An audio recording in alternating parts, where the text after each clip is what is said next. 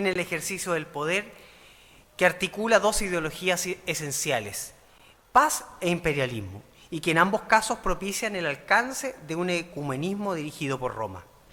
En el caso de Trajano, Roma alcanza el apogeo de su poderío militar y también territorial.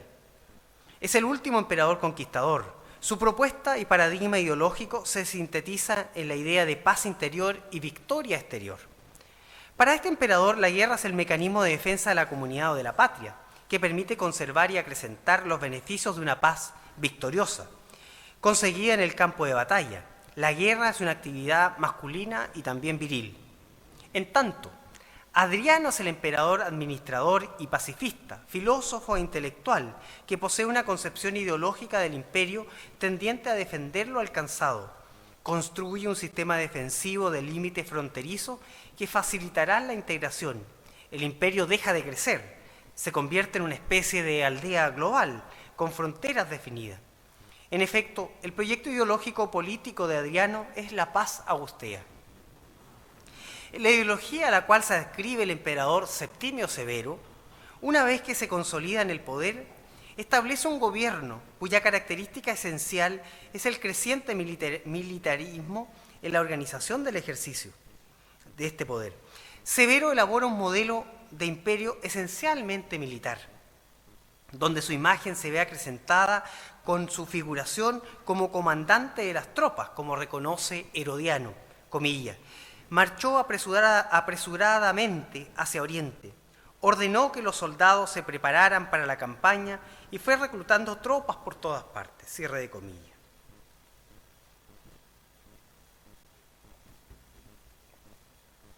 El accionar político de Septimio Severo apuntaba a la conquista de territorios abandonados por los emperadores pacifistas que le precedieron, Adriano y Antonino Pío, y su propósito ideológico era restituir la grandeza de Roma frente a los pueblos enemigos y fronterizos, resaltando que su modelo o arquetipo de emperador a emular era Trajano.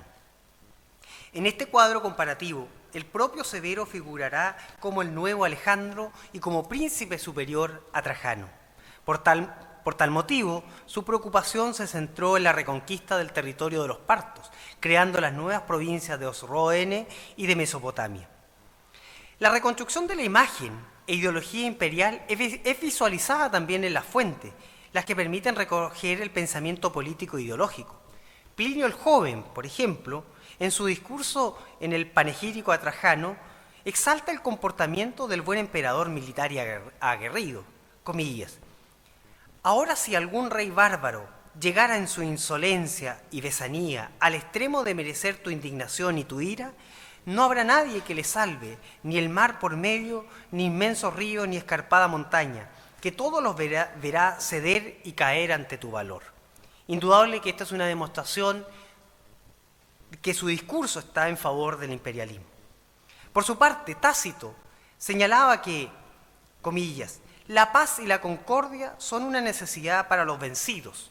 Para los vencedores, estas son gloriosas. En tal caso, deja en evidencia que su modelo ideológico apunta a respaldar un imperialismo agresivo, o al menos la construcción de una paz victoriosa y gloriosa. Un ejemplo en algo distinto es Arístides, en su discurso a Roma. Destaca la fortificación y la perfección del imperio y señalaba, comillas, el imperio es mucho más grande por su perfección que por el perímetro de su territorio, reconociendo las virtudes de un imperio que se desarrolla en armonía y en paz.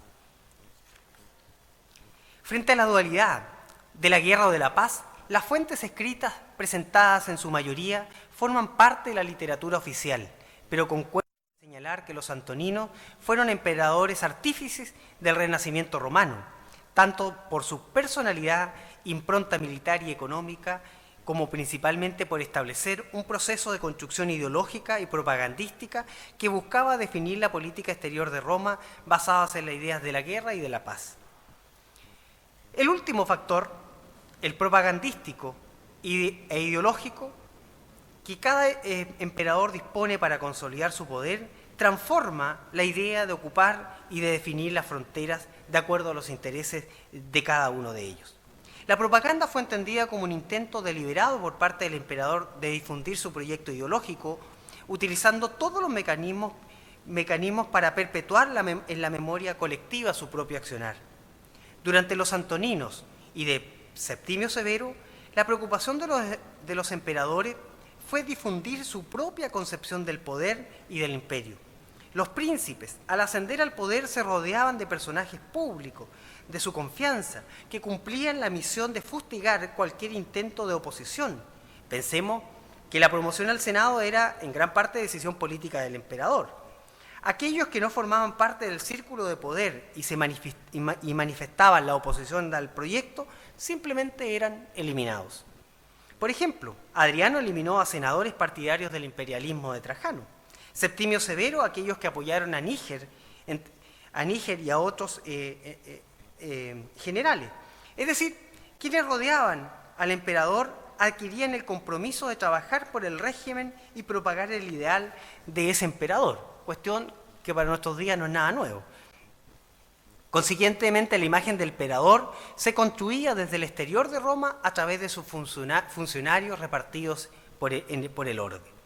La propaganda utilizaba todo tipo de soportes utilizados para popularizar la imagen del emperador: discursos, panegíricos, inscripciones en edificios públicos, retratos y estatuas, arcos de triunfos conmemorativos, monedas y la leyenda en los reversos, dotando de una imagen unitaria a la estructura política del imperio.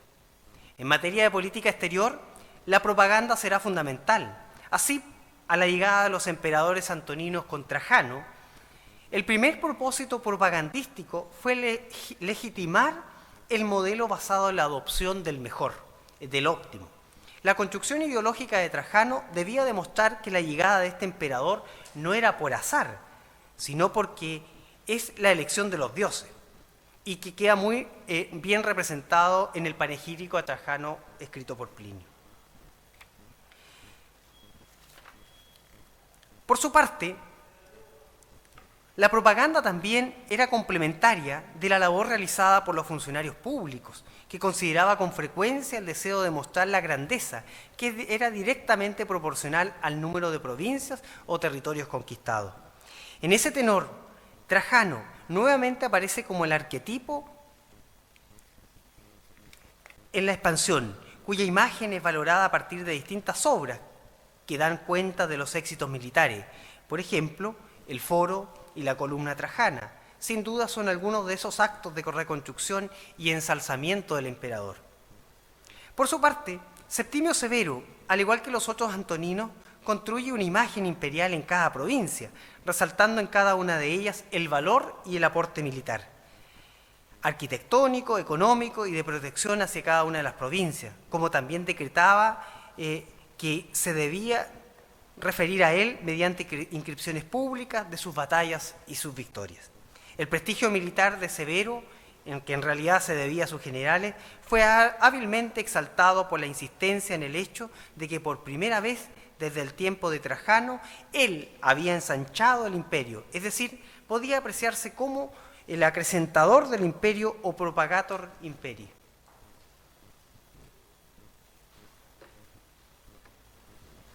A través de la creación de las nuevas provincias y particularmente de Mesopotamia. De esta manera, la propaganda de Severo valoraba hasta la exageración algunas conquistas que en realidad eran muy limitadas. De esta forma, la mirada de la historiografía al problema de la construcción y establecimiento de fronteras en gran medida funcionará como una propaganda ideológica del príncipe y como respaldo a la política que el emperador pretendía ejecutar. En conclusión, sin duda que la obra imperecedera de Roma tuvo fin y las fronteras, creemos, no es posible atribuirle a la obra de fronterización a un ideólogo específico, como pudo ser el emperador Adriano y sus sucesores. Más bien nos parece que son las condiciones globales, en términos demográficos, en términos geoestratégicos, en términos políticos, las que posibilitan la fronterización, con agentes políticos y culturales que intervienen en las decisiones de construir un limes. Geopolítica, factores humanos, demográficos, ideología y propaganda explican en conjunto el porqué de las fronteras y el fin de la expansión. No solo el ejército construye fronteras. Muchas gracias.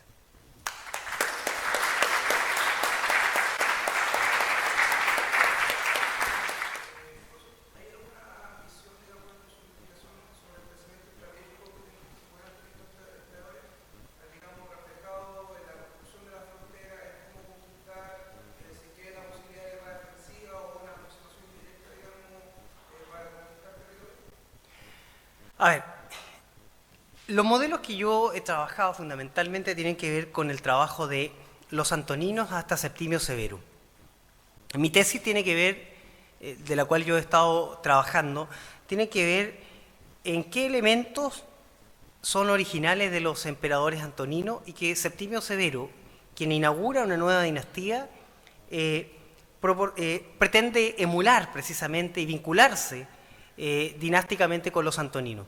Y desde esa perspectiva, los emperadores Trajano y Adriano que van marcando el camino, que en el caso, por ejemplo, los que de una u otra manera van diseñando esta política de la cual yo te he ido hablando, de la guerra y de la paz, que van transitando precisamente. Cada uno de sus modelos se va construyendo en función del conocimiento que se tiene del imperio. Ahora, desde el punto de vista estratégico, el emperador Trajano es un conquistador megalomaniaco, quien desea permanentemente, y así lo retratan las fuentes, pretende emular las conquistas de Alejandro Magno. Ahora, el caso, y ese es uno de los modelos, y que Septimio Severo se quiere parecer más a Trajano que a los emperadores pacifistas. Y el otro caso es Adriano, y que Adriano es un amante de la filosofía y la cultura helena, de la cultura griega, y por ello destaca generalmente la mayor parte de su trabajo la filosofía y la pacificación. Él pretende construir un imperio más o menos claro en términos de frontera, un imperio pacificado y un imperio que tiene que disfrutar internamente los beneficios que la conquista le había entregado durante varios siglos, desde el siglo III a.C. Él es un filósofo que se dedica particularmente a recorrer todo el imperio. Uno de los pasajes más significativos de la vida de Adriano son los múltiples viajes. Es un emperador que recorrió la mayor parte del imperio en todo su mandato entre el 117 y el 138. Por tanto, su mirada geopolítica y geoestratégica tiene que ver con el disfrute, con el gozar de esta vida pacificadora y pacificada.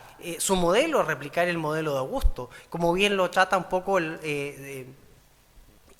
la fuente, la historia augusta, que si bien es cierto una fuente muy criticada, pero es una de estas que nos deja mucho, nos da mucho sentido al pensamiento político e ideológico que Adriano tiene. Entonces son dos modelos que hay que fijarse a la hora de estudiar el Imperio Romano en términos de limitación y de expansión entre el 98 y el 211.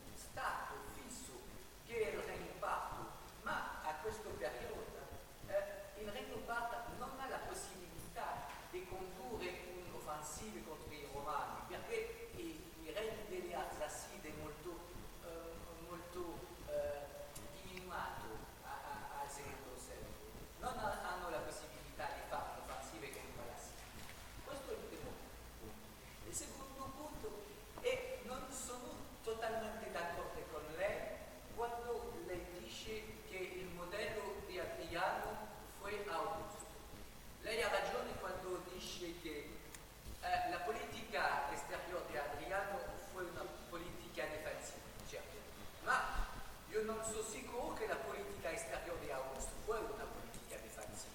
No fue una política defensiva la política de Augusto.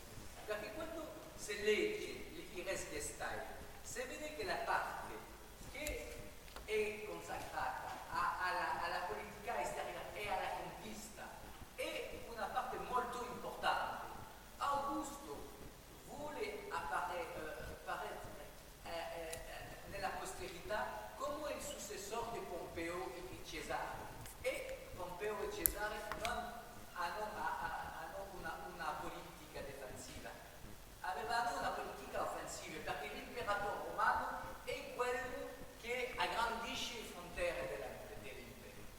E il terzo punto, che è un punto molto importante, è che le conoscenze geografiche della periodo degli Antonini erano diverse dalle conoscenze geografiche della periodo di Augusto. Perché all'epoca di Augusto pensavano che era possibile di fare la conquista del mondo, perché si sapeva che c'era un oceano intorno delle terre che era possibile di andare in tutte le parti. All'epoca di Traiano, all'epoca di Adriano, le conoscenze geografiche erano molto più precise. Per esempio, sapevamo che a questo periodo non era possibile di fare il contorno dell'Africa, mentre all'epoca di Augusto, all'epoca di Antonio, di Cleopatra, pensavano che era possibile di fare il giro dell'Africa per andare dopo la battaglia di Anzio. Cleopatra pensava che era possibile di partire della mare della Mer Rouge per andare per sud dell'Africa fino alla Spagna. Le conoscenze erano molto diverse a questa periodo. El concepto, claro, cómo yo he visto el concepto de límite y de frontera, por eso yo explico al inicio que no voy a entrar en una conceptualización de límite y de frontera, porque interpretaciones hay muchísimas. Lo que yo quiero ver es cómo se construye este principio de límite y de frontera a partir de cuestiones más bien culturales, geopolíticas y estratégicas. Por cierto, la historiografía que yo he podido ir revisando tiene muchísimas interpretaciones. Cada uno de ellos ha ido dando sus propias definiciones de lo que tiene que ver con límite y frontera. Y Adriano, si bien es cierto, el segundo punto, Adriano imita o es émulo de Augusto en términos de pacificación. Y no recuerdo haber señalado que Augusto es una política pacificadora. Más bien dicho, lo que Augusto señala es que, o más bien lo que logra es una política pacificadora. Pero probablemente la intención no era pacificar como tal. Y es cierto que es heredero de Pompeyo y los generales de su época.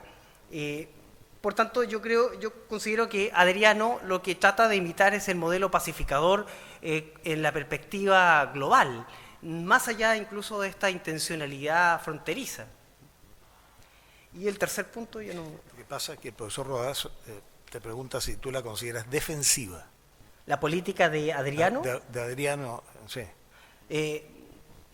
Fundamentalmente no es una política defensiva, es no seguir creciendo, expandiéndose. Las fuentes dicen hasta aquí nomás llegamos y Adriano tiene esa mirada de querer disfrutar lo que él logró conocer a partir de los múltiples viajes. Sí. Y el tercer punto no. El tercer punto es que el conocimiento de la geografía es completamente diverso en el periodo de Trajano como en el periodo anterior, el periodo de Augusto. Entonces, ese conocimiento indudablemente le da mucha mayor precisión a las campañas, a los viajes, a la forma de mirar el imperio. Sí, sí, efectivamente, la ventaja que tiene comparativamente los emperadores Trajano y Adriano les permiten tomar decisiones en términos de la ocupación de los territorios fronterizos, en la frontera africana particularmente, que era la más compleja, que les permitió construir el Valum, fundar ciudades, es decir, elaborar una zona fronteriza dinámica de intercambio. Yo quería intervenir solamente para matizar algo con respecto a la cuestión del límite. Precisamente en consonancia con lo que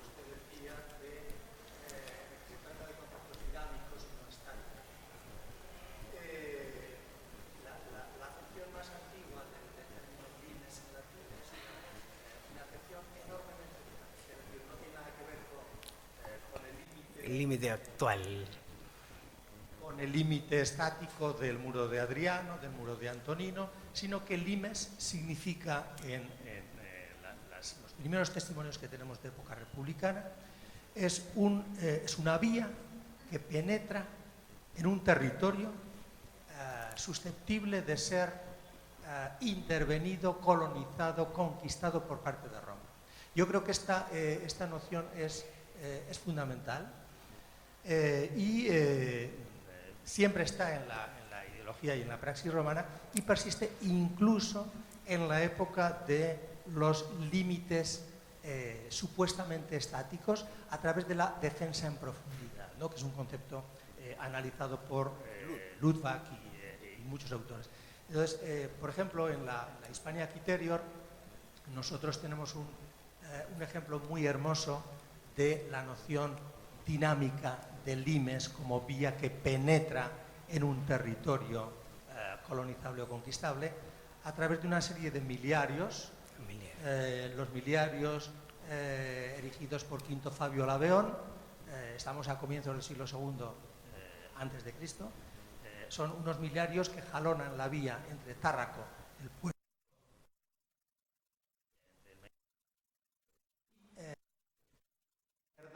la ciudad de Lérida. Entonces se van erigiendo una serie de miliarios hacia el 185, 180 a.C. y esos miliarios van actualizando la creación de ese limes en sentido de profundidad. Sí.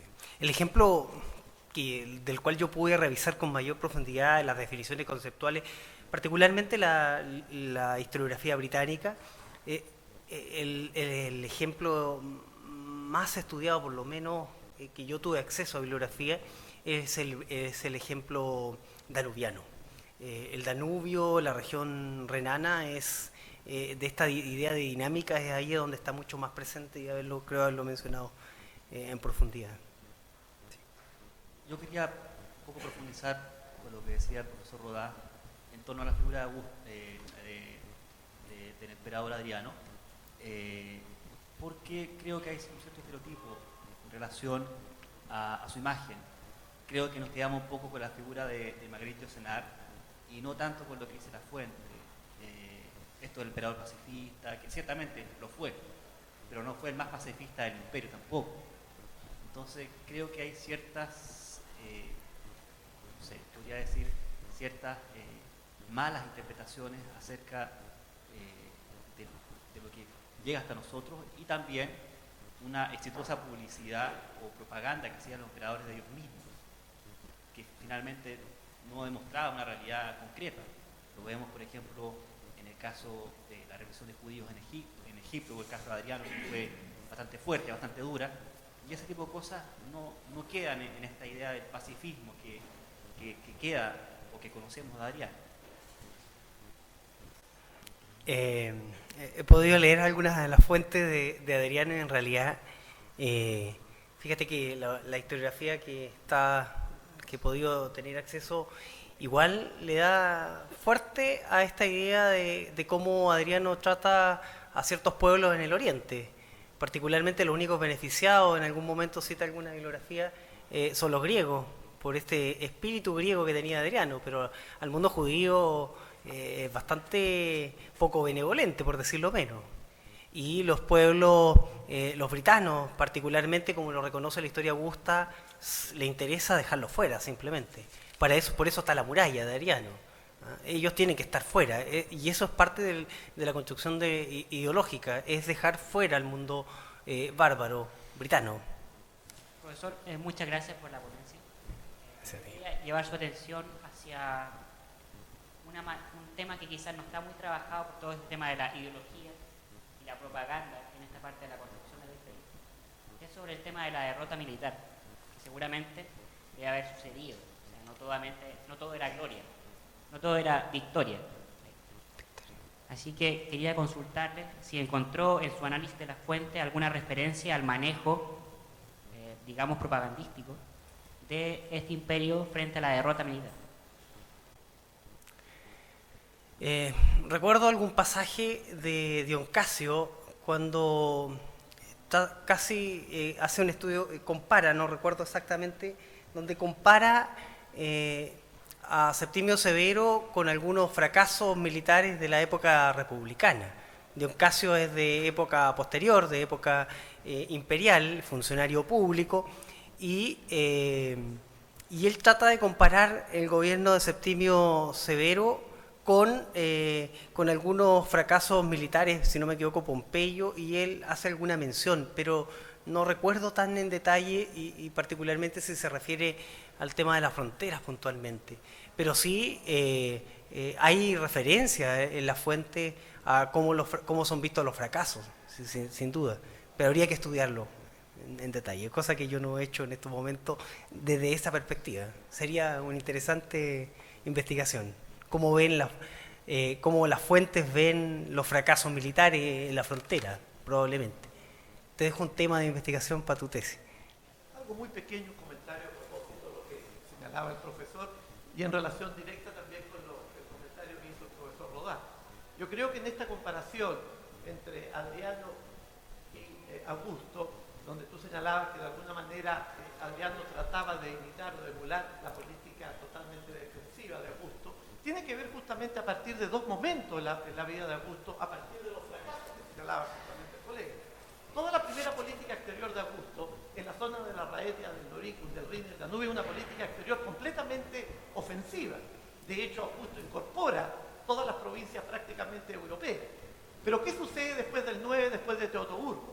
Cambia constantemente la concepción, no solamente de esta política, sino que la concepción de este lime, que efectivamente, como decía muy bien el profesor Francisco Marco, es esta vía, este camino que penetra, pero después de la derrota de Teutoburgo, cambian esta política y se transforma netamente en esta pacificación del imperio y en este ideal de mantener el imperio, que es un poco lo que vio Trajano, o sea, lo que vio Adriano después de las grandes conquistas republicanas que llevó a cabo en el fondo con esta idea republicana que tenía Trajano, y cuando llega Adriano al poder, bueno, trata de ir manteniendo este imperio pacificando. Pero yo creo que fue clave en esta postura la derrota que tuvo Augusto en Teutoburgo. Sí.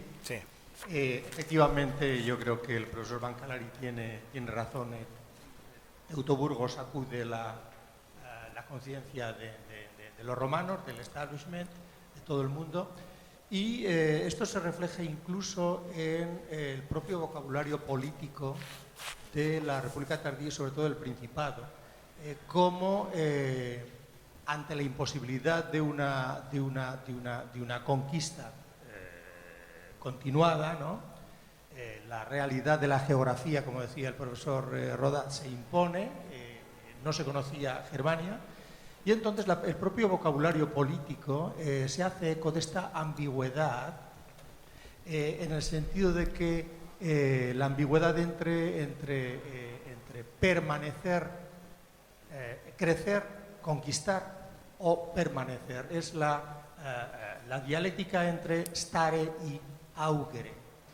Y, por ejemplo, recuerdo un artículo muy interesante de Pierre Jal sobre esta ambigüedad tan rica del vocabulario político, como los mismos autores están utilizando stare como base para augere y viceversa, ¿no? Porque son conscientes de que una conquista continuada es radicalmente imposible, ¿no? Muchas gracias.